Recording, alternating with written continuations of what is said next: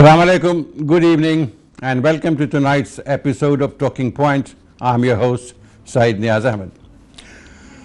Before anything else, I would like to congratulate ourselves on our 18th birthday, and from today onwards NTV Europe and entire NTV network steps into 19th year.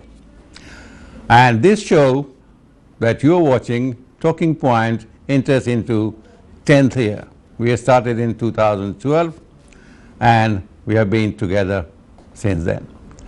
Thank you for being with us. We are going to have a hell of a show tonight. After a long time we have somebody in the studio, thanks to things that are getting better. With us we have Aysen Jamal. She is a TV host, a journalist, a brand ambassador and a model.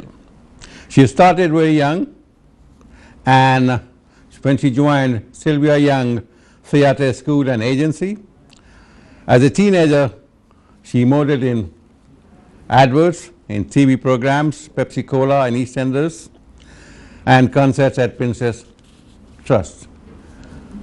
I'll go to Aysen Jamal and let her do the talking. Welcome to the show, Aysen. Oh, thank you very much. Thank you for having me. It's a pleasure. Thank you. It's a pleasure. Now, tell us in brief about yourself, your journey from that 8-year-old girl to today. You don't have to reveal your age.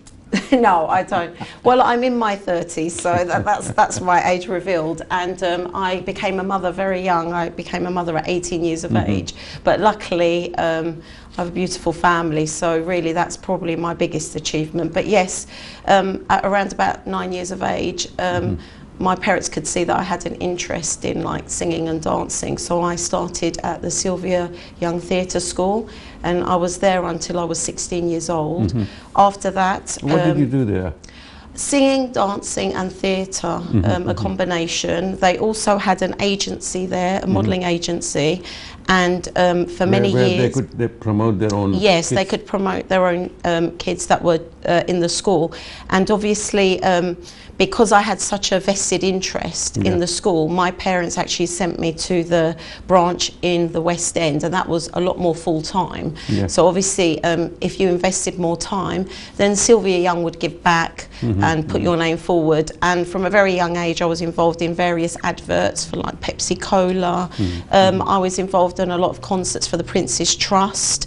Prince's Trust, you know, really promote children coming together singing, and we did a lot of things at the Royal Albert Hall. So from a very young age I was very blessed to be able to, you know, experience big audiences, and I got used to it and I enjoyed it.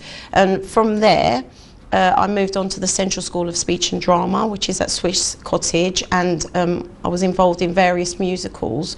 But obviously I was very interested in education as well, so I then went back to university and I got an English and drama degree, and I did some teaching as well after that. You taught English or you taught drama? Both. I've taught both. I've taught for about 15 years part-time. Right. I did teach English for a while, but the last 10 years, I would say, I've been teaching drama in a mainstream school. And I'm very proud of that because I think the UK have come a very long way with the arts in schools, and I'm a big advocate for having arts in schools, and it's a bit of a struggle. And I think COVID has really highlighted that the arts are very important. Yep. They have arts, but I'm sure you're talking about performing arts. Yes. They have arts. Yes, art as in drawing art, it has always been part of the curriculum. Music also now has become a more compulsory subject, but when it comes to performing arts, like you said, drama, dance, it's not as you know, supported as it should be, in my opinion. Is it because they don't have enough teachers to teach that? I think they have enough teachers. It's just it's this stigma, isn't it, that children have to be academic, and not every child is the same, and we need to cater for that. And I think in the last 5 to 6 years, inclusive education has got better, but I don't think we are quite there yet. And there are a lot of children who can't access the curriculum. Maybe they have literacy needs, other bilingual needs. And I really do believe that literacy can be promoted through drama.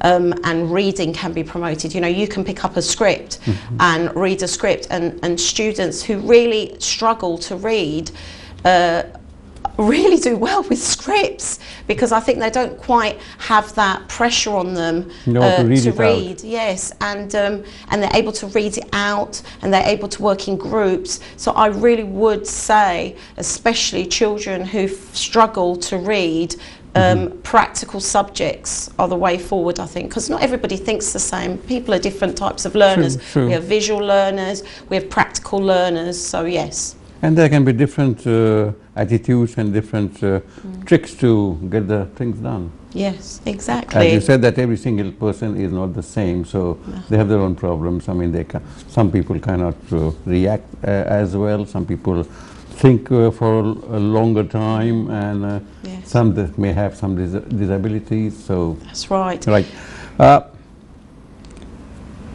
You featured as a dancer in Western musicals. At what age? I was about 17, 18. Yes, I had some dance roles. Rent. It was Rent at the time, and various other musicals. I also went to the Edinburgh Fringe Festival as well, so not just West End, but actually Fringe Theatre as well as part of that. Yes, and I enjoyed it, but dance is a very competitive industry, and you have to be on point. You have to be doing it tirelessly. People, you know, look at dancers, and honestly, it's a very, very hard thing to do. So I was interested in it, but I really wanted to pursue the drama side much more. So I did it for a while, but not, you know, I sort of changed sort of routes after doing it for a while. But it was a very enjoyable time of my life. And like I said, I started a family, and when you start a family, unfortunately, you know, demands of the family. The demands of the family meant that I couldn't quite train as rigorously as I needed to, really. Yeah. Do you have to train for every single dance drama that you perform? Yes, and it's hours and hours. I don't know if you've ever watched the film Black Swan, but I would strongly recommend people who are interested in dance to watch that. It really shows the reality of a dancer's life, and it's hard. Yes, you have to dedicate your mind, soul, your whole life to it, really. So it's quite a hard profession. Well, the theatres will be coming to life very soon. Yes. After the pandemic. Yes, definitely. I have been to Edinburgh festivals, but not as a performer, but as just an onlooker and a spectator. And it's quite a thing. I mean, I didn't realize before that it was such a big thing, and so much of activities, and one has to be there to understand. Yes. And you said that you were in the Fringe Festival. Festival. And also of recent times, the last 3 years, I've been involved with the Turkish Cypriot Festival that we have in this country, and that sees between 10,000 to 20,000 people. Obviously, the last 2 years we haven't been able to do it in the park. We normally do it at Lee Valley Sports Centre, which has been unfortunate, but we've done it online with Eurogenç TV. That's the television company that I work for, and they have been tireless at, you know, continuing to do it during the pandemic. But like you said, festivals take a lot of organisation, lots of different elements, but especially cultural festivals I love, because it's a really good way of communities to showcase their cultures, their traditions, their way of life, their food, their dancing, their singing. It's wonderful, and I've been blessed to present quite a few. Is this festival related to any particular season or cause or reason? Well, there are many causes. There's many organisations that are part of it, many charitable organisations that we have in our community, from religious organisations to organisations like the TCCA. We are very linked to them. They are an organisation, a Turkish Cypriot organisation, and they help our elderly, our vulnerable. You know, they do care outreach work. They help our elderly, our vulnerable. yesterday did a big live about mental health, and we did a big art exhibition where people who had suffered from mental health or anxiety or depression, especially during COVID, did artwork, and they showcased it in our community centre. So yes, there are lots of organisations that are involved, but the aim of our festivals is to showcase Turkish Cypriot culture, and that's what we do, and we all come together. There's at least, just in North London, probably about 20,000 of us in total. I don't know, 100,000 of us in this country. You know, we're emigrated from Cyprus to here, and I do feel like this is our home now, the UK, so it's nice to get together once a year. Normally in the summer we do it. It's a home for, well, England or United Kingdom is a home for many communities now. Yes. There are, I think, about 500,000 Bangladeshis here, and most of them in London are in East London. And every year we have a Boishakhi Mela. It's like something to do with spring, see. But we have it late, some May and June. And it takes time to organize. It's huge. But for the last 2 years, again, we have not been able to do anything with it. And NTV has always been there, or rather for a number of years, we have been the media partner, and we have had our contribution towards that. Well, we must go to each other's festivals now. NTV to come to Eurogenç and our Turkish Cypriot festivals, and we will come to your festivals and support you. This is the beginning of friendship. Yes, definitely. We'll sign an MOU. We will do. Especially the fact that we're both Muslim communities as well. It's nice. True. Tell me something about your company, Happy Moon. Yes. I actually, I had it for a while. I don't currently because of time constraints, but it was a company that I put together to showcase theatre, mainly to think about sustainability, environmental issues, equality, like the title says, women empowerment, and we did lots of different plays. It was a way of me showcasing a lot of young writers within the local community, not just my cultural community, but the local community. And we did a lot of plays at Millfield Theatre, Jackson Lane. And I tried to think outside the box. I tried to do shows that were a little bit different, that made people think, that had some sort of strong message. Because, like I said before, I really do feel that people really can listen and learn about lots of different issues through the arts. You know, it's one thing to hammer on about something and scream and shout about it, but if you do it nicely through a lovely play, people are more likely to listen to you, aren't they? So yes. You can give the message in many ways. Yes. See? You don't have to shout, you don't have to say, listen to me. Yes. You can write a story, and the ending may just pass on the message. Yes. See, like, I mean, these big writers, Tolstoy and Maupassant and Gardner and all these, I mean, they wrote a story, they wrote novels, and the ending, I usually pick up the book and go to the last paragraph. Oh, that's really interesting. And I find that very, very interesting, because how did he part with the reader? Yes, it's true. What was the ending? Yes.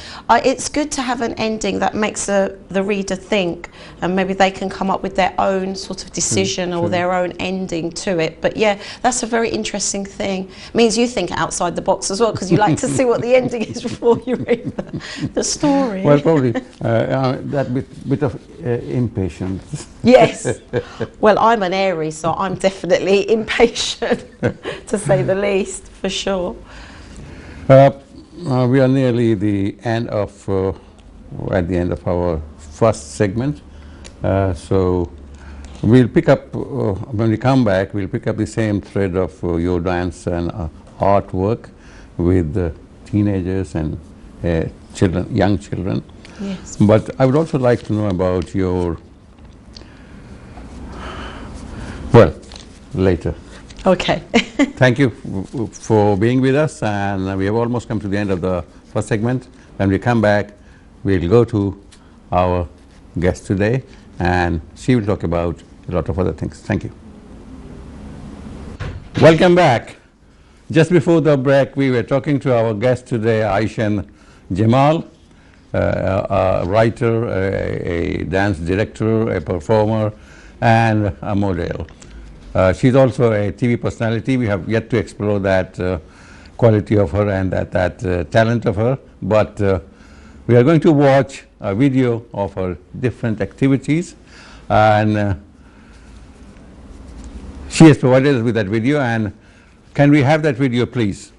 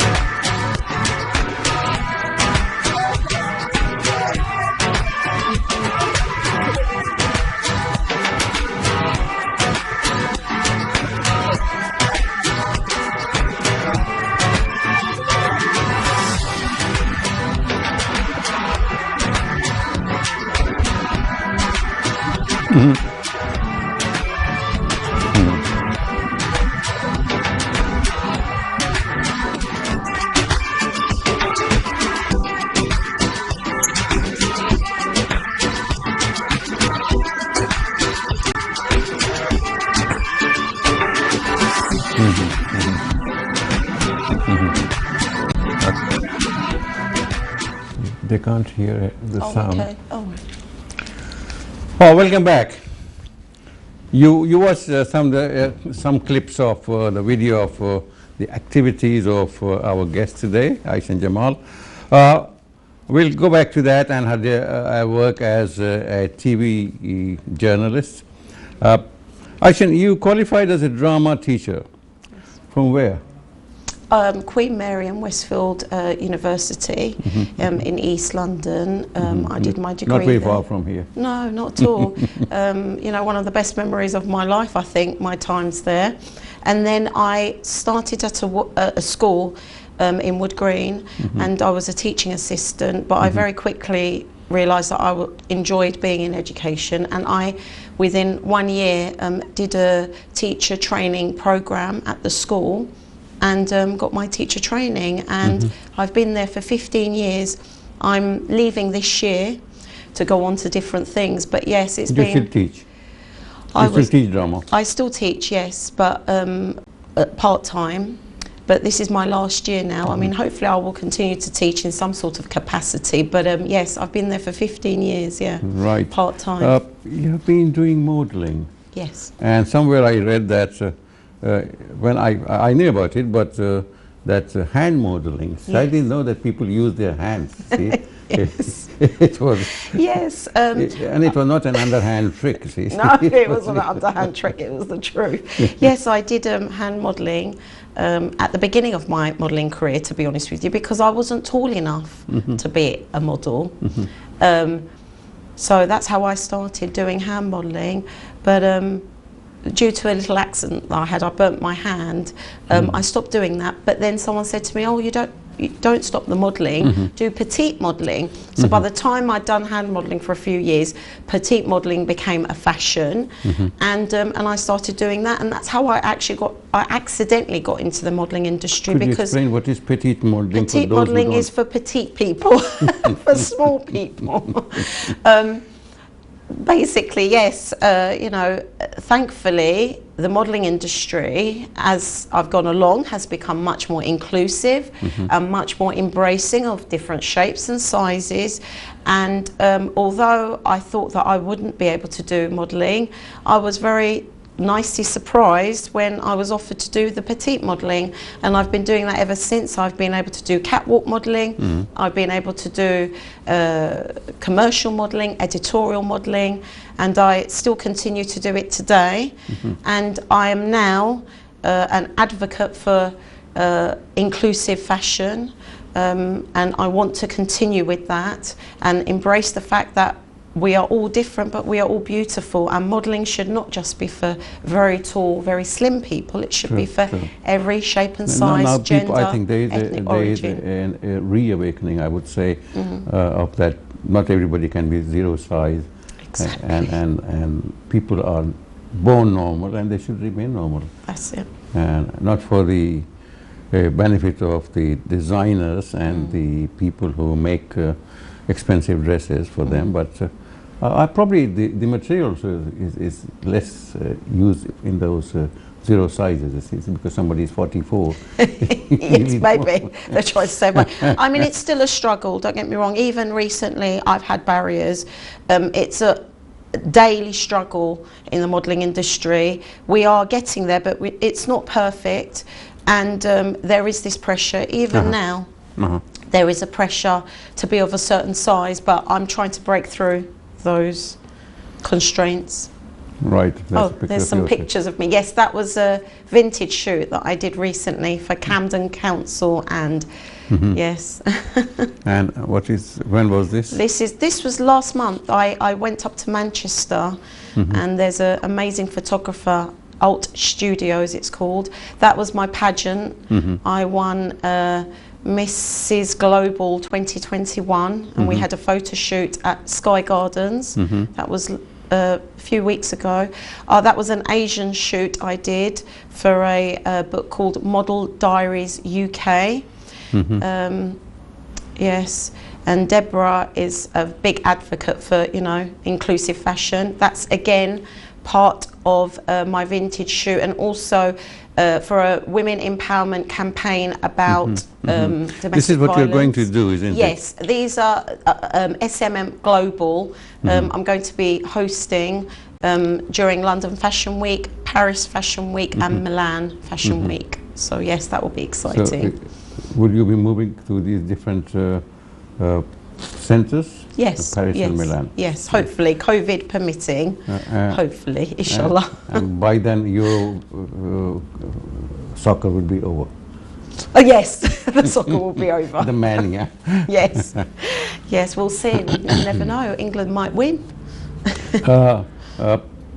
Was this the what we call it, tiara or the crown? Yes.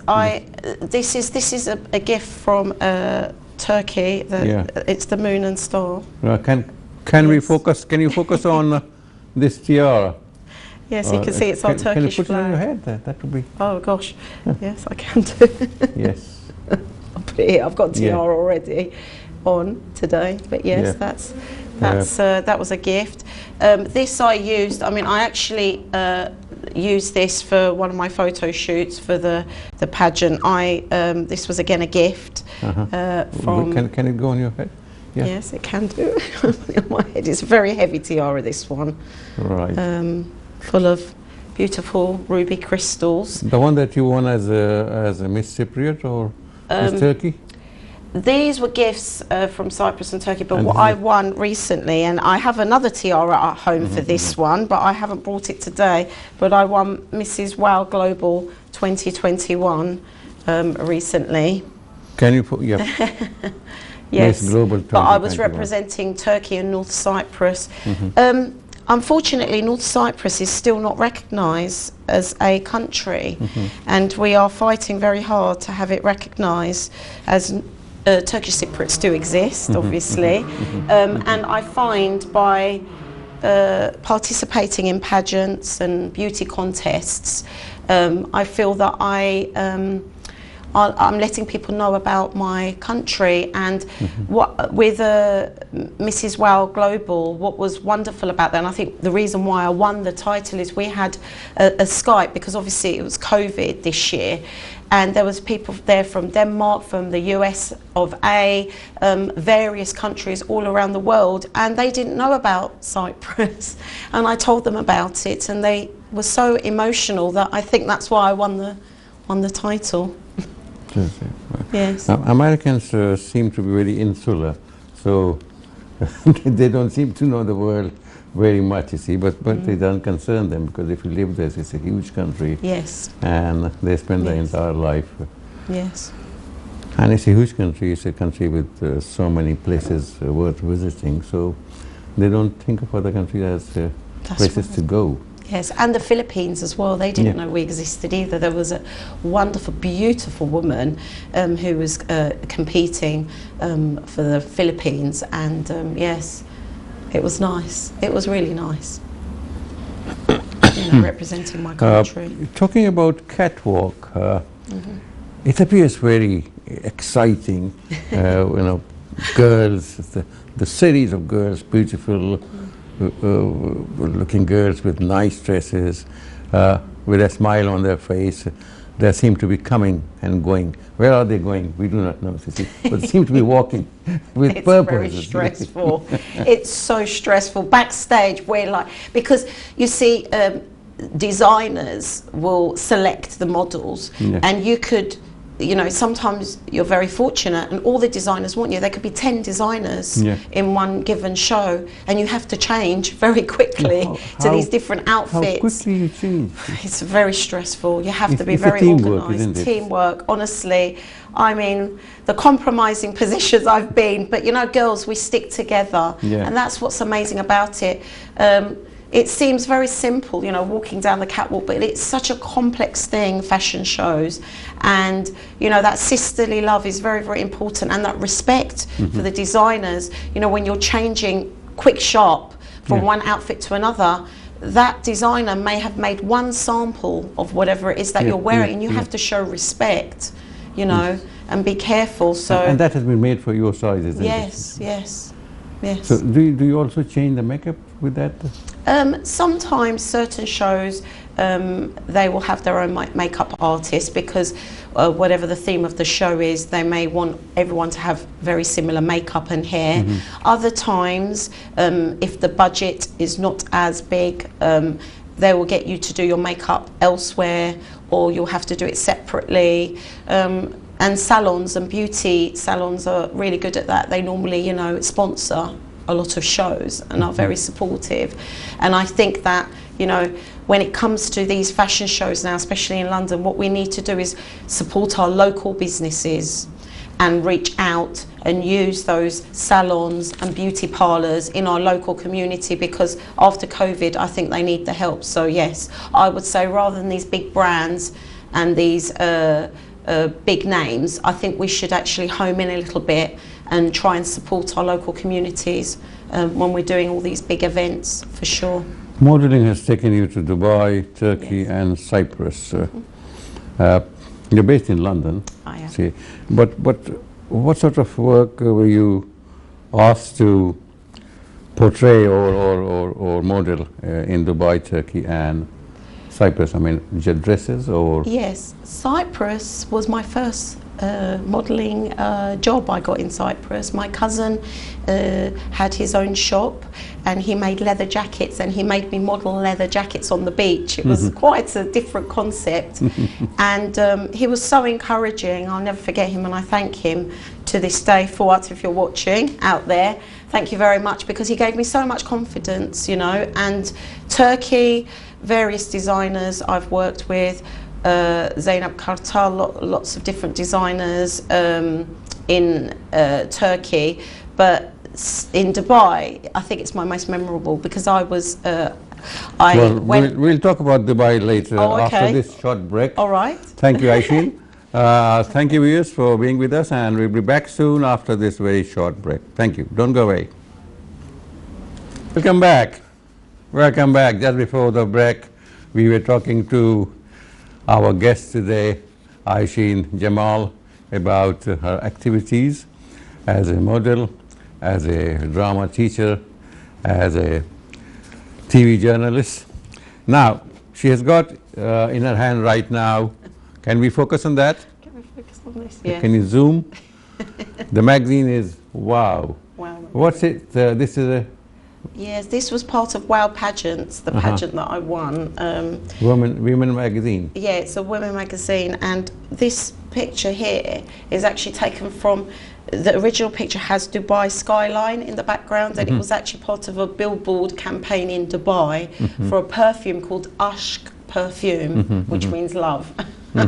But yes, but also they liked it so much for Wow Pageants that they decided to put it on one of their front cover issues. I believe this one's February for Valentine's. So it was all very much in keeping. And at the back, Eurogedge TV, some of the stuff that I do for presenting. But yes, it was a very big honour for me to be on the front cover of their magazine.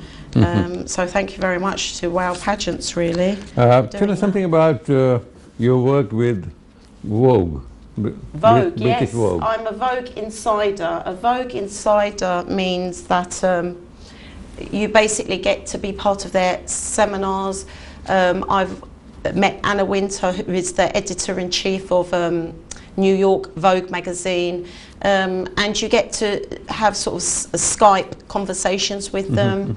Hopefully I shall meet her. There's actually I think it's called the Savage Festival going on at the moment, and a producer that I know, a fashion producer that I know, Dimitri in New York, recently went to her talk. So it's basically people in the industry talking about the latest products, the latest ideas, but especially I am there to represent Turkey and Cyprus. I mean, I've been in various editions of Vogue Turkey via Instagram, and hopefully I will, after the pandemic, go and meet them in person. I've spoken to them, you know, like I said, on Skype. For the last 2 years I've had communication, but my main aim with being a Vogue insider is giving information about my culture, about women empowerment, like I said, more about inclusive fashion. And I think in the last edition of Vogue Arabia, it was a theme that is being showcased now about inclusive fashion, the fact that you should be showcasing people of various shapes and sizes, and also that women can be beautiful and intelligent at the same time. And also you know? women from all countries. Yes. You don't have to be fair, you don't have to be tall, That's you it. don't have to be That's thin, you don't have to be fat, but women of all countries, Yes. of different sizes, different Looks. see? Because I beauty agree. lies in the eyes. Exactly, and beauty is beautiful when it's diverse and different. We don't want to all look the same. There is only one of you. Only one of you. Nobody else is like you. There'll always be somebody who's a bit younger or a bit more beautiful, but you are unique. So how far are you from being on the Vogue cover? It is something that I would really like to do. It is an ambition of mine. I have always said it, and I believe I've been recently doing some things called manifesting. If you say something, if you think positively, positive things will come to you, and you can manifest it. So you could do that through scribing, through writing, through talking, through being positive. So inshallah, one day I may be, maybe not the front cover, but if I am in Vogue, that would be great. Right.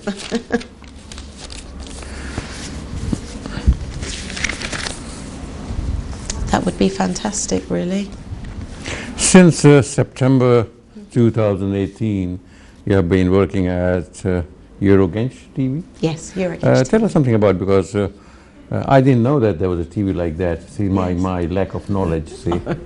It's perfectly fine. Yes, Eurogench TV, I've been working there since 2018 and it has transformed my life. Honestly, the connections I've made, the friendships I've made have been out of this world. I always wanted to present and do my own talk show. For many, many years, and I would drive past it and my husband would say, why don't you just pop inside and just introduce yourself? And I'd say, no, I can't. But I was the face of this salon. I don't know if you can home in on it. And the owner of Inspire Salons. Can you zoom on this? WIW, Women Inspire Women. And we did quite a lot of women empowering things with Yildiz Jasmine Armstrong. And they interviewed her and she sent a clip of some of the things I had done with her. And Gulay Emir, who is now not only my friend, but she's like my family. She is the production director and co-owner of Eurogench TV. Just saw some of my clips and she invited me for an interview and I've been there ever since. I started reading the news and headlines, and eventually I ended up having my own show there. I've interviewed various people, important people from our community, artists, politicians. And yesterday, like I said, we were at our community centre, you know, showcasing people's artwork. And honestly, the connections I've made, I know my identity now because of Eurogench TV. So I'd like to thank them personally from here. It's changed my life. Well, I see that you have interviewed politicians, celebrities, artists, singers, and yes, leading individuals from the community. Sounds very much like my own program. When you say which your own community, which community? Turkish Cypriot community. Turkish Cypriot community. Yes. Tell me something about any or many of your guests on your show. What kind of guests you get? Oh, I get amazing guests. I've had fashion designers, I've had directors, producers. Because of COVID-19, we started to do a COVID-19 update program.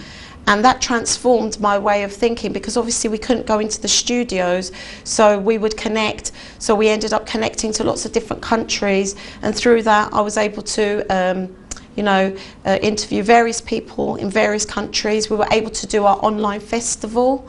But I've made great friendships. I actually have become more akin to my religion. I did some religious and cultural programs with Hussein Hoxha, who is our local Hoxha. And he is very... Hoxha? Hoxha is like priest, but for Muslims. And obviously, we did this program in English for the first time, where he would come on, talk about our religion, you know, to our young people who maybe didn't know very much about our religion. And he did it through stories and, you know, getting our youngsters involved with our culture. And we did like sort of thoughts of the day, and then he would end it with prayer. And honestly, it's been wonderful, things like that, you know. I've gotten to learn so much about my own religion and my own culture, so I thank him for that. Great. See, like many teachers say that I learn every day, because they have to read to teach. Yes. You have to be up to date with the latest development in that particular subject, in the area of a specific area of knowledge. Like doctors, engineers, scientists, they have to be up to date. Yes. So teaching teaches you rather than only the students. See. It does. During the COVID-19 pandemic, you hosted a lot of informative programs about COVID and how to avoid it, how to take care of it, and that was in collaboration with some other channel, is it? It was our local community centre, the TCCA, which is a Turkish Community Association. And basically what we did is we gave out information about COVID-19. We had scientists on reassuring our public about what COVID-19 was about and what they should do to stay safe. We, educated our community because unfortunately our community has been hit very hard during COVID-19. We had a lot of deaths, and so obviously we needed to hold our community together. So we had, different people on, psychologists, to talk about the emotional backlash of losing your loved ones. And through COVID-19, information programs, we had, lawyers on talking about local businesses, how they could maybe get funding, to help their workers and themselves. So it was a weekly program that we did for the last 2 years, I would say. I think it's been running for the last 2 years, giving our public information and educating them about various subjects to do with COVID-19, yes. Right. You have done shows for different kind of shows. What sort of reaction do you get from your viewers? I get a mixed reaction. I think most of my viewers encourage me and support me and love me very much.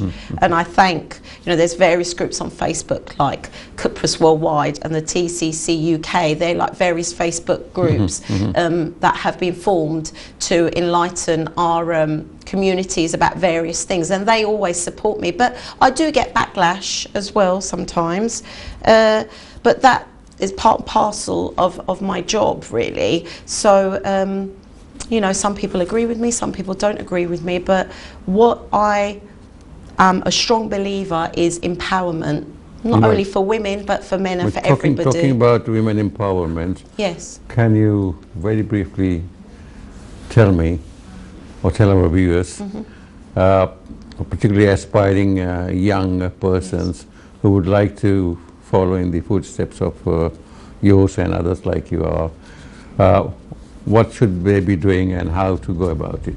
Yes, thank you very much. The modelling industry is a wonderful industry, but it's a very pressurised industry, and people judge you on face value. And what I would say to our young girls out there is, when you post things on social media, think about your intention.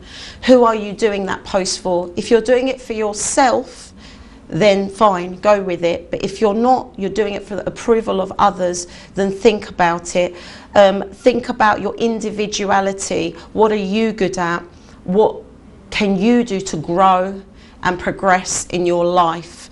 Always try and think outwardly, and try and be around people that encourage you.